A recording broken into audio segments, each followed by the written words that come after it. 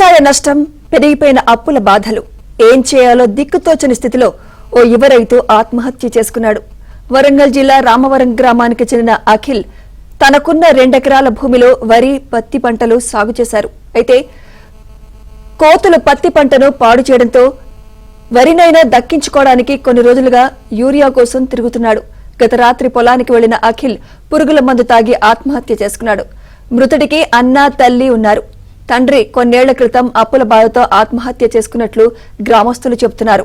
ఇప్పుడు అఖిల్ కూడా మృతి చెందడంతో కుటుంబ సభ్యులు కన్నీరు మున్నీరుగా విలిపిస్తున్నారు.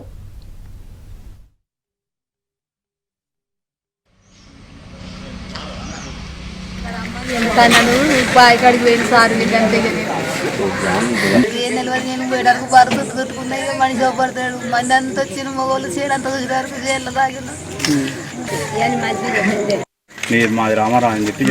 ఊరే బత్తల గురించి తిరిగితే రేపు ఇస్తాం బాగున్నాడట.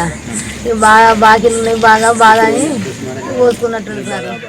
అయితే ఈ భూమి తీసేటది, బిడ్డ ఈ భూమి తీసేటది అన్న లేడు కదా అని అన్నారు.